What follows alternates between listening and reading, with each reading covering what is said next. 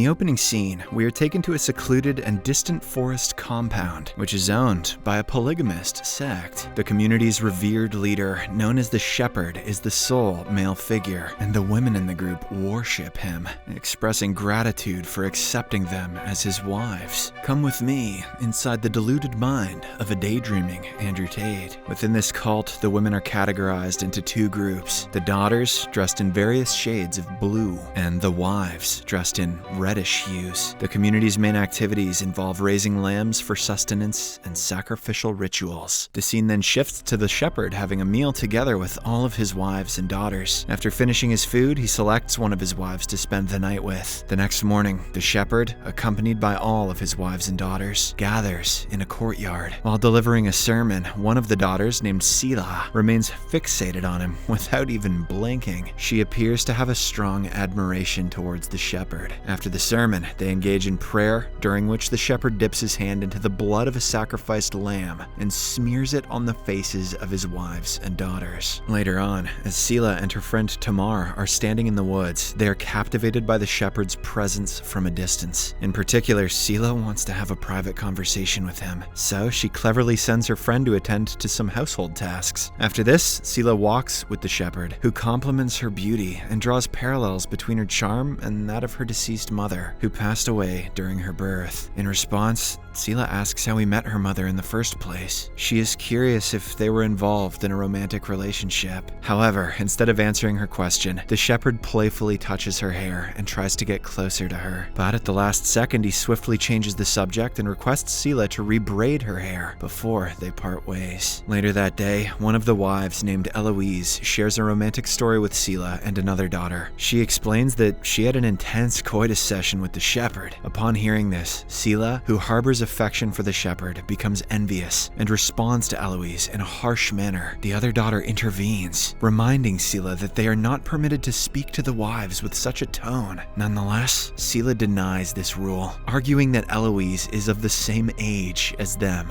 Shortly after, another wife enters the scene, and the daughter reports Sila's rude behavior to Eloise. As a consequence, Sila is assigned the task of delivering leftover food to a small, dimly lit hut where menstruating women are secluded due to the belief that they are impure. Inside the hut, Sila encounters two unhealthy women and engages in a conversation with one of them, named Sarah. The latter, whose chest bears scars, warns Sila about the Shepherd's acts of violence. She asserts that once Sila enters the menstrual cycle, the Shepherd will treat her in the worst possible way. However, Sila dismisses the warning, as she still perceives the Shepherd to be a good person. The same night, as she is putting her younger sisters to bed, she looks out the window and notices the Shepherd engaging in romance with one of his wives. This makes her really jealous, but she can't do anything about it. In the morning, the wives assist the Shepherd in bathing, and one of them informs him that a new lamb is about to take birth. In another room, two other wives help Sila clean herself because she is going to be with the Shepherd soon. It is then revealed that the lamb mentioned by the wives earlier is none other than Sila herself. In the next scene, we see Sila sitting alone in the peaceful fields, eventually drifting off into sleep. She awakens to the sound of lambs nearby and rises to investigate. To her dismay, she discovers one of the lambs severely injured and on the brink of death, bleeding profusely. In a distressing turn of events, Sila realizes that she too is bleeding. Troubled by this revelation, she examines herself later that night but doesn't find any answers. She can't even fall asleep due to the continuous bleeding. Tamar, who is by Sila's side, notices her distress and inquires about what happened. Sila makes up a story stating that she dozed off in the field, during which a wild dog attacked and killed one of the lambs. She goes on to say that the wives took her to the Shepherd, who generously forgave her for the incident. The following night, Sila is jolted by the sound of a police car's siren, prompting her to peep through the window. Overhearing a conversation between a police officer and the Shepherd, she learns that their group must evacuate the premises. The officer grants them a limited amount of time to comply or else they will have to face legal actions. In response, the shepherd gathers all his wives and daughters the next morning to deliver the sad news. He explains that they must leave their current location to avoid the potential destruction brought by the outside world, which could tear them apart. He also announces his intention to lead them in search of a new home. This revelation saddens Sela, and while she is sitting alone, the shepherd approaches her, offering words of encouragement and emphasizing the importance of her strength for the sake of the numerous young daughters who depend on her. Following this, the cult assembles with their belongings and engages in a collective prayer before embarking on a long journey in search of their new home. They travel through forests and mountains, walking for an entire day until they reach a spot where they decide to camp and spend the night in the woods. During that night, Sela experiences a nightmare, envisioning herself immersed in water alongside two other daughters. She also witnesses the shepherd slitting the throat of a lamb. Early in the morning, they resume their journey, and after a considerable duration, they stumble upon an abandoned house. Sela and some other women enter to inspect the premises, but the shepherd declares that they cannot stay there because it is a broken house made by broken people. As a result, they set their tents outside the house, preparing for another night in the open sky. The following morning, Sela displays signs of illness, vomiting, and appearing unwell. Later on, she secretly examines the blood on her thighs, only to be noticed by one of the daughters. This makes the latter scream in fear, and she shouts that Sela has become impure. As a result, the poor girl is compelled to join a group of banished wives. Anybody else feeling that this is basically just a ripoff of Toy Story? That evening, Sela engages in conversation with Sarah, who discloses that she was one of the shepherd's first two wives. The other one was none other than Sela's mother. Sarah explains that initially, the shepherd used to show her favor, but now he has become rude and hostile to her. He always punished her for no reason. When Sela expresses skepticism, Sarah compares the shepherd's attention to the sun, initially radiant and glorious, but eventually causing them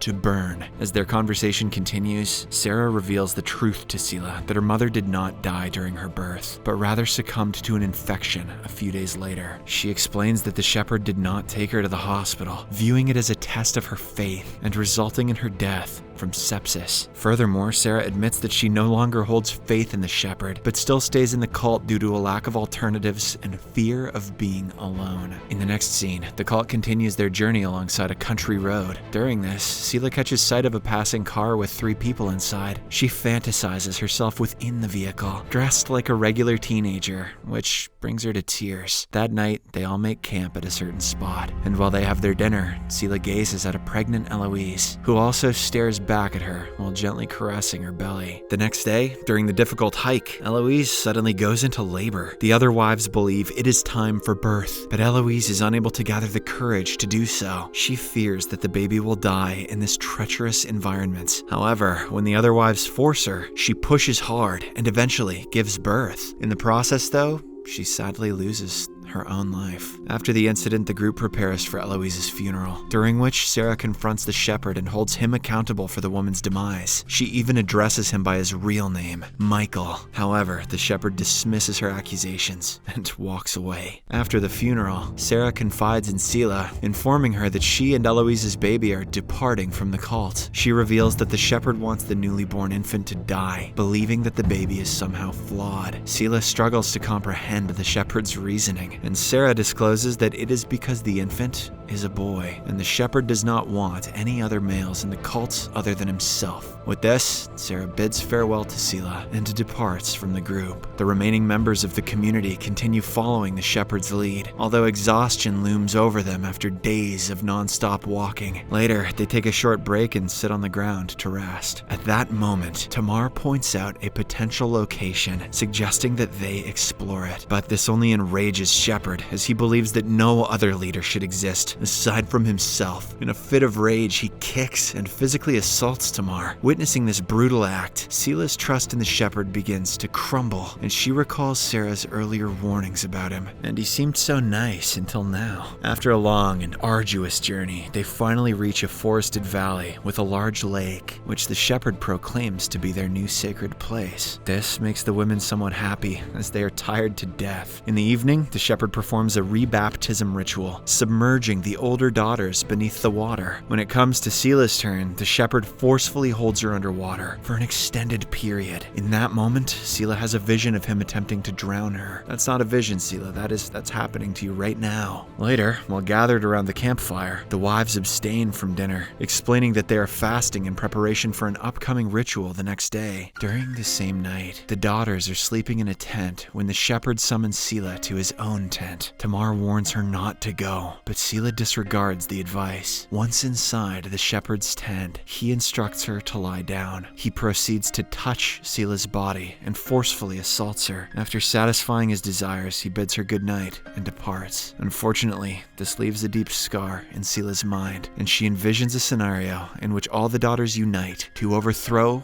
and kill the shepherd. The following morning, the daughters wake up only to discover that all the wives are missing. In search of their mothers, they head down to the lake where they find the shepherd kneeling near the discarded robes of the wives. When they inquire about the whereabouts of their mothers, the shepherd says that they have ascended into a new existence, and now it is the daughters' duty to take their place. He singles out Sela, designating her as his wife. However, Sela fearlessly confronts him, claiming that he is not their shepherd, and she does not want his grace. This enrages the shepherd, prompting him to smack her, but in a shocking act of defiance, she stands her ground and slaps his ass back. In the aftermath of these events, 2 police officers discover the dead bodies of the wives, washed ashore on the lake's edge. Shocked, they venture deep into the woods to find more clues. To their horror, they discover the lifeless body of the shepherd, suspended between 2 trees, adorned with ram's horns placed on his head like a fawn. In the final scene, the daughters gather together at a waterfall, while Sela cradles a baby lamb in her arms. Subscribe for more videos like this, turn on notifications, and leave a like to help the channel out. Thank you for watching.